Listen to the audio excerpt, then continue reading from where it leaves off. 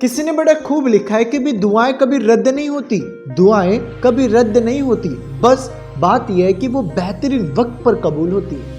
Hello everyone, my self Krishna Sharma from the team of knowledge को वापिस आ गया आप लोग के बीच में एक और अमेजिंग मोटिवेशनल स्टोरी के साथ। आज की स्टोरी बहुत ही अमेजिंग है। प्लीज़ आप लोग से रिक्वेस्ट है, प्लीज़ स्किप मत करना, वीडियो को स्किप करके मत देखिएगा क्योंकि आप लोग को स्टोरी समझ में नहीं आ पाएगी। तो इस कहानी की शुरुआत होती है एक आदमी से, एक आदमी नहीं बेसिकली एक हमारे अंकल जी से। एक बार की बात, एक बार एक हमारे अंकल जी थे जो कि जॉब पर जाया करते थे। उनका डेली का रूटीन कुछ इस तरह था कि भाई वो पैदल जाते थे, पैदल आते थे, और सबसे बड़ी प्रॉब्लम उनकी बात ये थी कि भाई वो कभी भी जॉब पर कभी टाइम पे नहीं पहुंच पाते थे। उनको इस बात का बड़ा दुख रहता था और किसी से लिफ्ट मांगे रास्ते में तो कोई लिफ्ट भी नहीं देता, हेल्प भी नहीं करता। उनको बड़ा गुस्सा आता कि भाई आज का ज़माना कैसे आ गया, कोई लिफ्ट भी नहीं देता, मदद भी नहीं करता हमारी, तो ये तो गलत बात है। लेकिन एक आदत उनकी बड़ी अच्छी थी, वो भगवान से अपनी सारी शिकायत कहते थे। वो बोलते थे कि प्रभु कैसी लीला है आपकी, मतलब मैं घर से कितना भी जल्दी निकलूं लेकिन मैं कभी भी अपनी ड्यूटी पर, अपनी जॉब पर अपना इंप्रेशन जमाने के लिए, सैलरी बढ़ जाती है, इंप्रेशन जमाने से मेरा रेपुटेशन बढ़ जाएगी, मैं कभी टाइम पे नहीं पहुंच पाता हूँ। कभी ट्रैफिक तो कभी मौसम खराब, कुछ ना कुछ इशू होता है। तो अगर प्रभु बाइक होता अपने पास तो बाइक से अपना तुरंत जाओ तुरंत आओ, कोई टेंशन वाली बात नहीं। अब उनकी ये पुकार भगवान ने जल्दी सुन ली।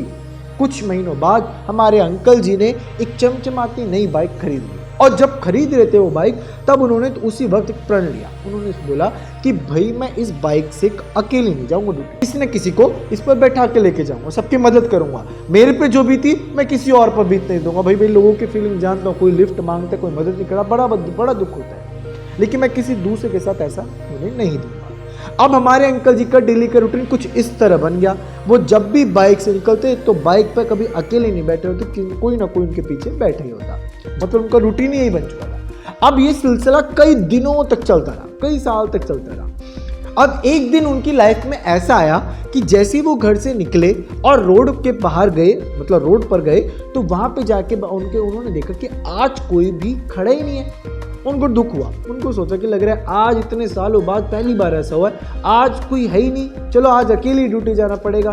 तो जैसे ही जा रहे होते हैं आगे देखते हैं कि भाई एक अनजान व्यक्ति खड़ा होता है, अब वो लिफ्ट के लिए हाथ दे रहा होता है। अब हमारे अंकल जी खुश, दूसरों की मदद करने में आगे थे वो। जैसी ही बाइक रुकी, उस बच्चे को पूछा, जो लड़का था यंग एज का, उससे पूछा बेटा कहाँ जाओगे? उसने बोला कि भाई अंकल मेरे को यहाँ जॉब पे जाना है मुझे। उन्होंने बोला पीछे बैठो, छोड़ देते तुमको।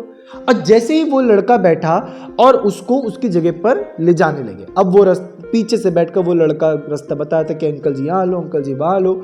अब उस लड़के ने क्या किया कि भाई उनको एक सुनसान रोड पर ले आया, और सुनसान रोड पर लाने के बाद बोला अंकल जी यहीं बाइक रोक दो, और पीछे से एक बड़ा सा चक्कू निकाला और हमारे अंकल जी के पीठ के पीछे रख दिया।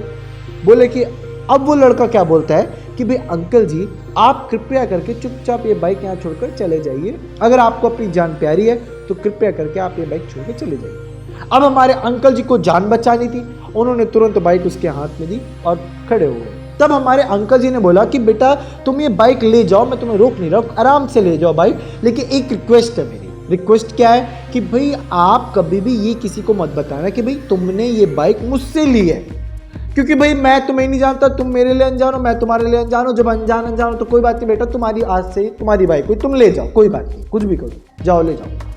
अब अंकल जी को हमारी जान बचानी थी, उन्होंने बाइक दी, भगवान की तरफ देखा, भगवान को बोलते भगवान आज तो लॉस हो गया, किसी की मदद करना ये तो गलत बात हो गई।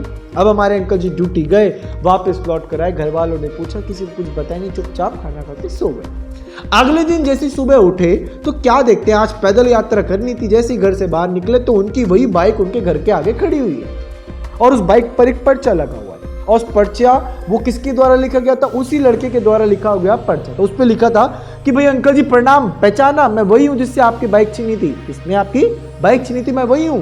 उस पर्चे पे लिखा था। अब अंकल जी हमारे पढ़ रहे हैं उसको, उस पर लिखा था भाई अंकल जी पहले तो आपको प्रणाम, आपको पहले ये बाइक को आप लीजिए और पहले मुझे बताइए कि ये आपकी बाइक है अमिताभ बच्चन? भाई आपकी बाइक ये अमिताभ बच्चन है कि कौन है, बॉलीवुड की स्टार है क्या कोई बाइक है? मैं इसको कबाड़ मार्केट में जैसे ले गया, वहाँ 10 लोग आके मेरे सामने खड़े हो गए, बोले अंकल जी की बाइक है, तुम्हारे पास क्या कर रही है? बड़ी मुश्किल से मैं जान बचा के भागा हूँ वहाँ से। अंकल जी समोसे वाले के पास गया, वहाँ पर जाके 10 आदमी खड़े हो गए, बोलते हैं अंकल जी की बाइक है, तुम यहाँ क्या कर रहे हो उसको लेके? किसी तरह बहाना करके मैं भी वहाँ से भागा। तो मैं हर जगह इसको ले गया, लेकिन बड़ी मुश्किल से मेरी जान बची है, बड़ी मुश्किल से आपके यहाँ पे लेके आया हूँ बाइक और चुपचाप रख के गया हूँ। आज के बाद ऐसा कोई काम नहीं करूंगा। अंकल जी मुझे माफ कीजिए, आपकी बाइक आपको मुबारक हो।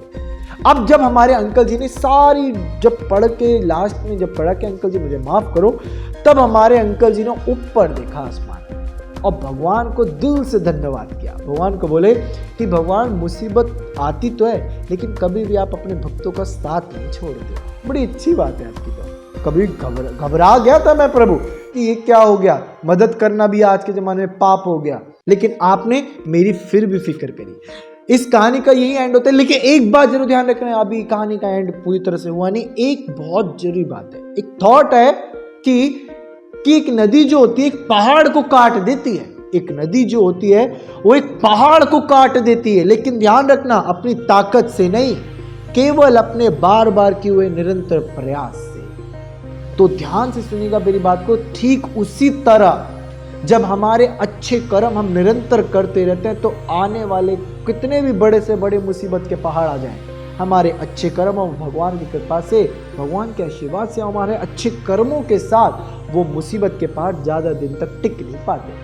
तो ऐसी और भी लॉ के रिलेटेड, मोटिवेशन के रिलेटेड वीडियोस देखने के लिए don't forget to like and subscribe our YouTube channel knowledge की उड़ान, and please share this video to all, जिससे सभी को समझ में आए कि भाई कभी भी हार नहीं माननी चाहिए, अपने जीवन में अच्छे कर्मों पर लगे रहो।